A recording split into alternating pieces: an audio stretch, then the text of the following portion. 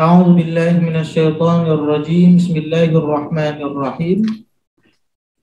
Assalamualaikum warahmatullahi wabarakatuh. Rabbi shrah li sadri wa yassir li amri wahlul 'uqdatam min lisani yafqahu qawli. Allahumma shalli wa sallim ala sayyidina Muhammad wa ala ali Muhammad walhamdulillahi rabbil alamin. Kita masuk materi yang terakhir yaitu taronnum, yaitu melakukan membaca Quran. Jadi karena juga dalam membaca Quran, tadi saya katakan dari segi dialek, kita mungkin berbeda-beda cara mengucapkan orang Arab, tergantung sukunya. Nah, ketika membaca Quran, terkadang orang ada baca Quran terbawa dialek. Orang Cina, orang Indonesia, orang Batak, orang Sunda, orang Jawa, mungkin kalau baca Quran kadang masih terseleweng logat gaya ngomongnya. Orang Cina kan kalau dengar lain kayak baca Qurannya. Maka pada abad ke-20 dikhawatirkan orang nanti membaca Quran ini membawa irama-irama atau lagu-lagu yang ada di daerah mereka atau membawa bahasa logat yang ada mereka miliki. Maka ketika itu diaturlah lagi bagaimana irama dalam membaca Al-Quran agar orang jangan salah sembarangan atau sesuka hati mengucapkan atau melakukan irama Al-Quran. Maka diatur lagi sekian rupa dalam membaca Al-Quran. Jadi mengenal macam-macam irama taronnum dalam membaca Al-Quran.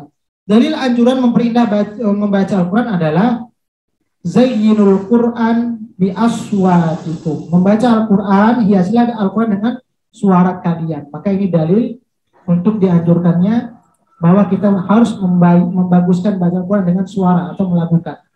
Kemudian dari lain, laisa minna man lam yatawanna bil Quran. Baginda Rasulullah mengatakan, siapa yang tidak memperindah suaranya ketika membaca Quran, maka ia bukan dari golonganku. Kemudian di hadis yang lain, ma adzinallahu li syai'in ma adzina li nabiyyin hasanis sauti yatawanna bil Quran yajharu bihi. Dari Abu Hurairah radhiyallahu berkata, aku mendengar Rasulullah sallallahu alaihi wasallam bersabda, tidak ada yang disukai Allah Subhanahu wa taala sebagaimana ia menyukai nabinya memperindah suara dengan melakukan Al-Quran dan membaca dengan suara yang jelas. Ini dalil-dalil yang memerintahkan bahwa dalam baca Quran kita harus diperindah dengan lagu. Ilmu tarannum bermula semenjak zaman baginda Rasulullah. Jadi lagu itu sudah ada zaman Rasulullah. Bahkan ia ada sebelum Rasulullah, yaitu sejak Nabi Daud yang membaca Zabur dengan tarannum. Jadi Nabi Daud juga ketika membaca Quran dengan indah sudah bacaannya. Berdasarkan sabda Rasulullah, ya abana Musa laqad utita mizmaron min mazamir ali Daud. Wahai Abu Musa, sesungguhnya telah dikaruniakan kepadamu seruling dari seruling keluarga Nabi Daud. Seni baca Al-Quran juga dikenal dengan nama an-nagham fil Quran, yang berarti memperindah suara pada tilawat Al-Quran. Ada yang dinamakan nagham, ada juga dinamakan mujawwad, yang artinya membaguskan bacaan. Apa saja aspek atau apa saja yang berkaitan dari segi bacaan Quran agar kita bacaan Quran terhitung bacaan yang sempurna, ada empat aspek yang harus kita perhatikan, 4 pokok. Yang pertama tajwid. Nggak boleh mengutamakan lagu tapi tajwidnya masih belepotan, tajwidnya masih salah-salah. Maka orang yang mengutamakan lagu dibandingkan tajwid itu hukumnya makruh dalam membaca Quran. Jadi yang pertama tajwidnya harus bagus, kemudian nafasnya juga sempurna, kemudian ketika membaca juga suaranya jelas, baru masuk kategorinya lagu yang harus kita perhatikan. Jangan sibuk lagu tapi nafas putus-putus, suaranya juga tidak sempurna, ketika mengucapkan huruf kemudian tajwidnya juga tidak pas, maka hukumnya makruh membaca Quran seperti itu.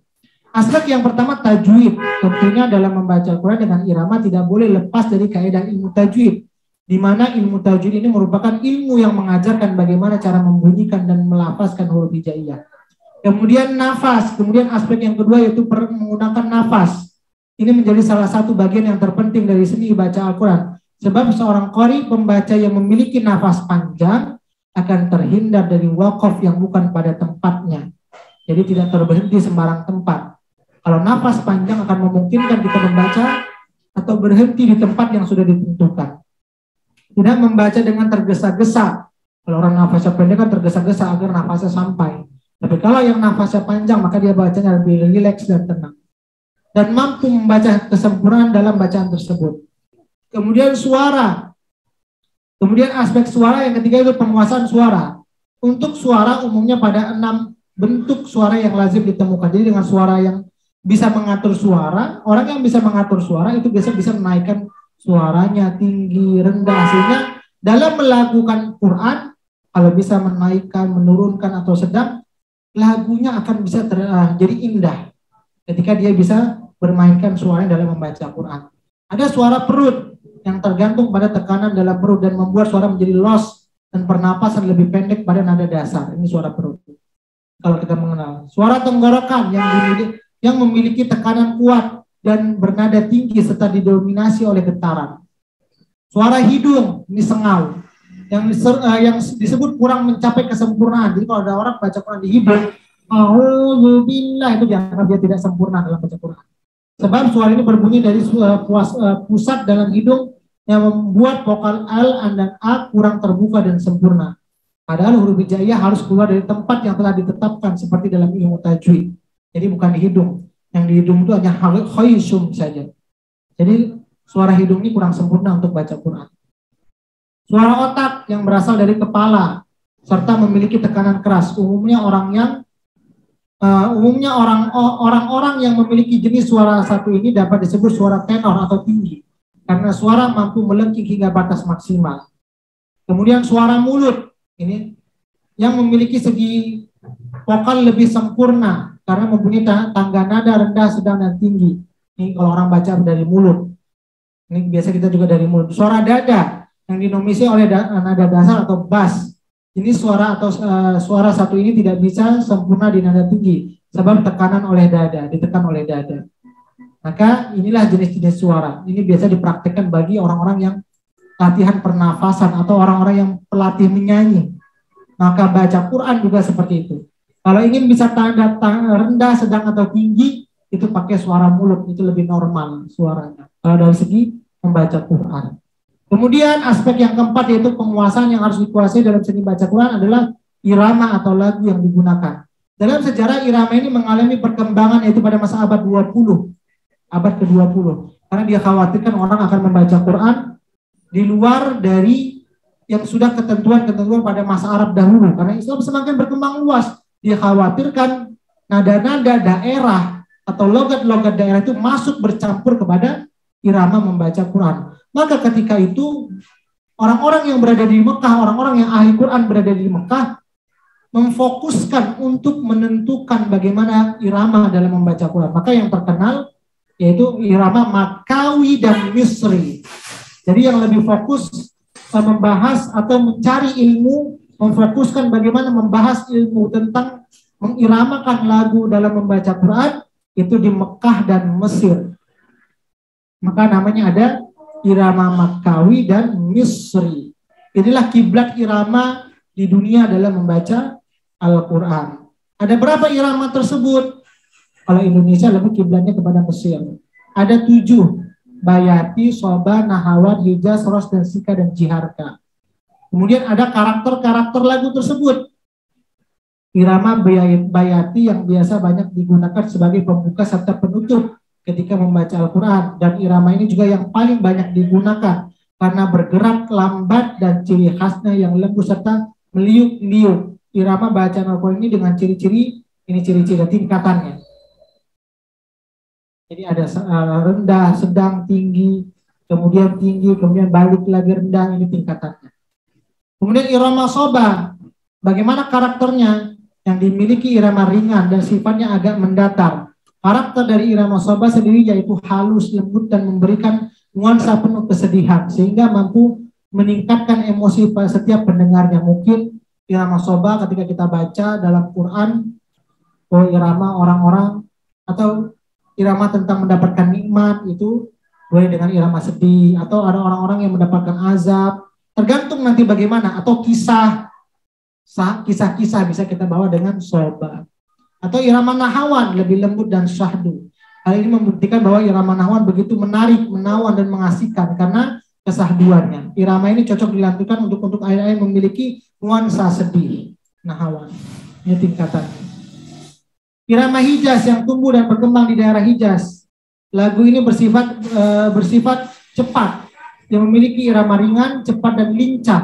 Untuk irama Hijaz dalam membaca Al-Quran, terkesan indah khas ketimuran. Ini ciri khas dari irama Hijaz. Ros mempunyai aneka variasi. Irama memberikan kesan hidup dan semangat. Jadi mungkin cerita tentang perang. Ini boleh dengan irama ros sehingga membangkitkan semangat. Kemudian sikah bersifat lemah dan sedih, yaitu gerakan lembut, khidmat dan merakyat dan ala ketimuran. Jadi oleh sebab itu irama ini tidak heran bila banyak sekali yang menggunakan irama saat ini untuk membaca Al-Quran. Kemudian irama jiharka, juga ini yang paling banyak juga digunakan. Ini yang disampaikan Ustaz Abdul Somad dalam ceramahnya. Beliau ketika berangkat ke Brunei Darussalam, masuk di salah satu universitas yang ada di Brunei Darussalam, beliau membaca bahwa irama yang paling sering digunakan oleh baginda Rasulullah adalah irama jiharka. Ini yang dibaca oleh Ustaz Abdul Somad, karena beliau di YouTube menyampaikan itu. Maka ini hanya kata-katanya saja, berinteraksi dengan Al-Quran ataupun hendak bertilawah, menghafal, mentadaburkan, mengajarkan, dan memahami tanpa didukung oleh keimanan yang memadai akan menyebabkan jiwa merasa berat, susah, repot, dan sebagainya. Keimanan yang telah Allah karuniakan kepada kita hendaknya dijadikan modal utama untuk hidup bersama Al-Quran.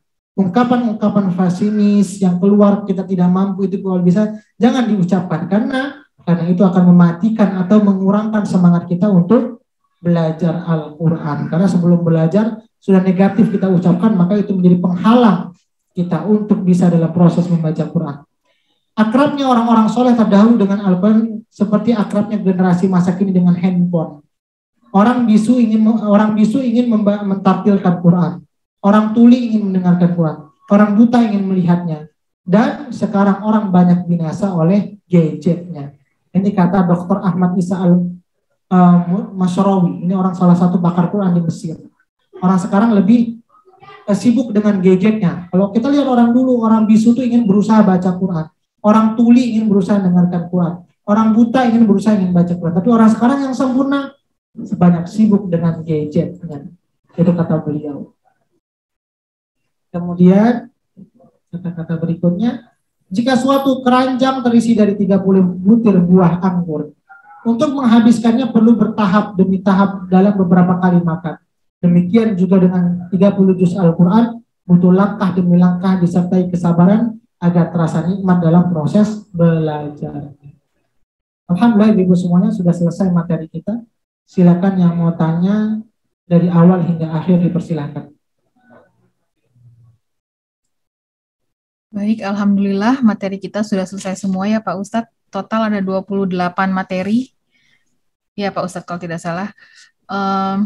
Silahkan ibu-ibu, apabila ada pertanyaan boleh dari materi yang sebelumnya, tidak hanya dari materi hari ini.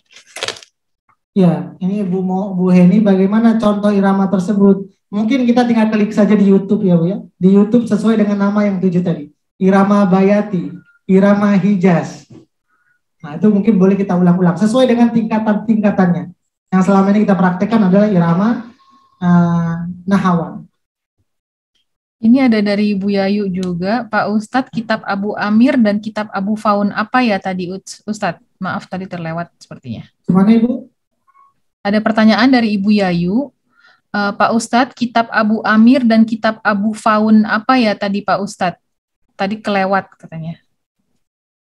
Tidak ada Abu Fan. Abu Amr Ad-Dani itu yang untuk penulis Quran maksudnya Ibu. Ya, ini bagian yang mananya Ibu? Yang penulisan masa Quran tadi ada 2 sahabat namanya Abu Amr Ad-Dani dan Abu Daud Sulaiman bin Najjar. Itu namanya. Maksudnya nama kitabnya Pak Ustadz? Oh, nama kitabnya Bu yang mereka tulis. Iya. Ya. Abu Amr Ad-Dani menulis kitab namanya yang untuk membahas tentang bagaimana penulisan Al-Quran tersebut. Semua dijelaskan dalam kitab Al-Muqani fi Ma'rifati Marsum Masarif Al-Amsar. Al-Amsar itu nama kitabnya, panjang nama kitab. Boleh diulang mungkin Pak Ustadz? Satu-satu. Al-Muqani, ini yang pertama. Cepat Pak. Al-Muqani. Apa ditulis saja Pak Ustadz? Ya, saya tulis. Di chat mungkin boleh Pak Ustadz. Kalau susah di layar.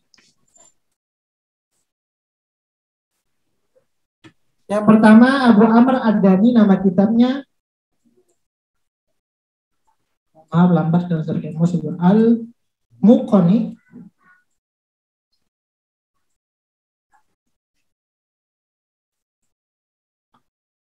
Al-Muqni fi ma'rifati.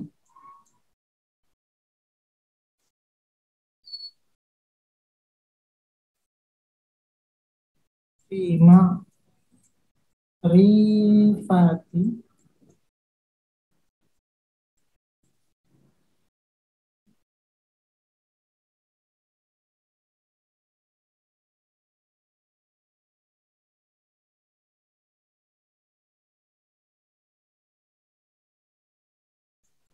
Masalah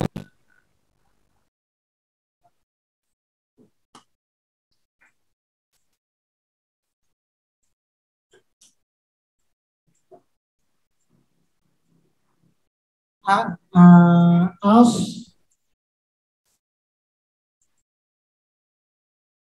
bukan as al-amsor.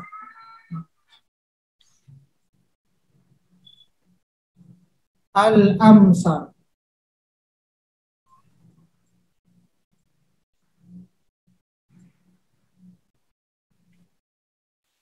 Ini nama kitabnya.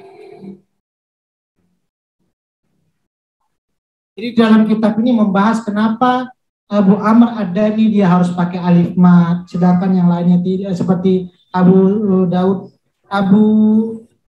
Dawud Sulaiman bin Najah tidak. Itu nanti mereka dalam kitab itulah semua dijelaskan. Jadi kitab ini tebal. Kemudian Abu Dawud bin Sulaiman bin Najah, nama kitabnya adalah Mukhtasar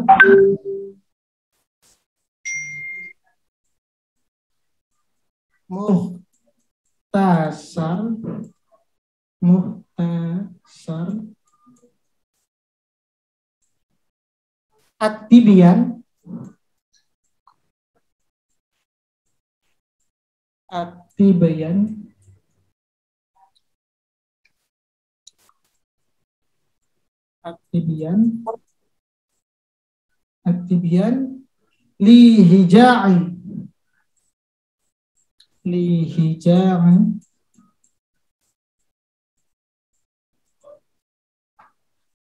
kemudian lihija disukunkan at-tanzil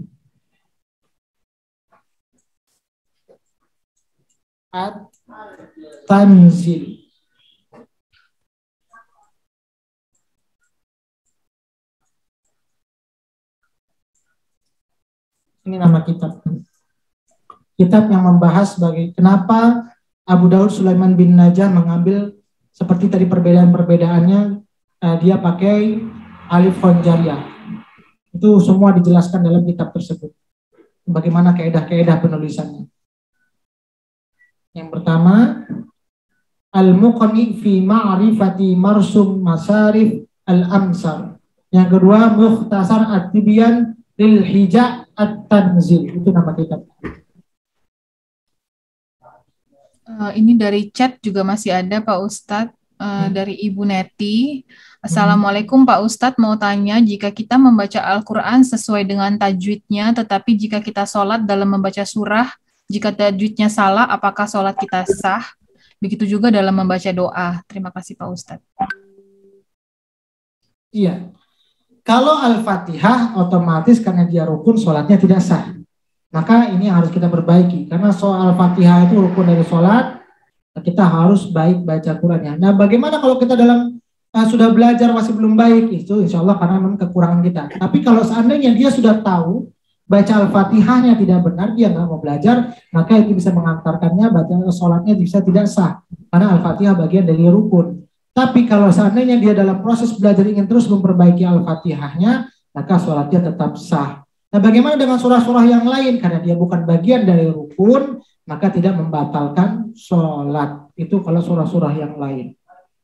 Kalau baca Quran, insya Allah, kalau dia salah dalam proses belajar tetap dapat pahala. Tapi kalau dia salah dalam tidak mau belajar, itulah yang dikatakan dalam muqaddimah kitab Ibnul Jazari, "Man lam yujawwidil Quran fa inna tajid fa huwa athib."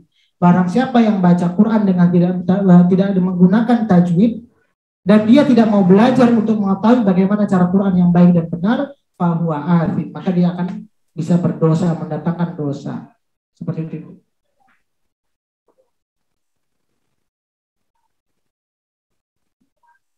Ya, ini Ibu, oke Bu. Jadi dalam sholat Al-Fatihahnya harus bagus. Kalau kita masih dalam belajar, bagaimana masih salah-salah, insya Allah tidak apa-apa karena masih dalam proses belajar. Tapi kalau dia sudah tahu salah, nggak mau belajar, itu bisa menggugurkan rukun sholat tersebut. Kemudian Bu Umi tanya, apa yang dinamakan dengan tamamul qiraah? Tamamul qiraah itu adalah bacaan yang sempurna. Itu artinya dari segi bahasa Indonesia. Kapan bacaan itu dikatakan bacaan yang sempurna? Ketika tajwidnya terjaga, nafasnya terjaga, suaranya terjaga, ada iramanya juga terjaga. Maka itulah dia dikatakan bacaan yang sempurna. Itu arti tamamul qiraah. Ada lagi yang mau tanya Ibu? Ini ada dari Ibu Lia, Pak Ustadz. Pak Ustadz, kalau abjad orang Arab kan abajada, yang menyusun Nasir bin Asim. Kalau yang menyusun huruf hijaiyahnya abatasa, apakah sama Ustadz? Iya, Nasir bin Asim. Nasir bin Asim. Sama ya Pak Ustadz ya? Iya, masih sama. Ini saja mungkin yang dapat disampaikan. Mudah-mudahan daurah kita selama seminggu ini mendapatkan barokah dari Allah Subhanahu wa taala. Kita tutup dengan doa. A'udzu billahi minasy syaithanir rajim. Bismillahirrahmanirrahim. Alhamdulillahi rabbil alamin. Hamdan yuwafi ni'amahu wa yukafi'u mazidah. Ya Rabbana lakal hamdu kama yanbaghi li jalali wajhikal karim wa 'azimi sultanik. Allahumma salli wa sallim ala sayyidina Muhammad. Allahumma arhamna bil Qur'an. Allahumma ij'alna min ahlil Qur'an. Allahumma nawwir qulubana bil Qur'an wa zayyin akhlaqana bil Qur'an wa adkhilna al jannata bil Qur'an wa najjina minan nar bil Qur'an. Allahumma ij'alil Qur'ana lana fid dunya qarina وفي القبر مونسا وفي القيامة شفيعا وعلى الصراط نورا وإلى الجنة رفيقا ومن النار سترا وحجابا وإلى الخيرات كلها دليلا وإماما. اللهم انفعنا وارفعنا بالقرآن العظيم. اللهم انفعنا وارفعنا بالقرآن العظيم. ربنا آتنا في الدنيا حسنة وفي الآخرة حسنة وقنا عذاب النار. وصلى الله على سيدنا محمد وعلى آله وصحبه وسلم. سبحان ربك رب العزة عما يصفون وسلام على المرسلين والحمد لله رب العالمين. Alhamdulillah ibu semuanya, ini saja dapat saya sampaikan, lebih kurang mohon maaf. Assalamualaikum warahmatullahi wabarakatuh.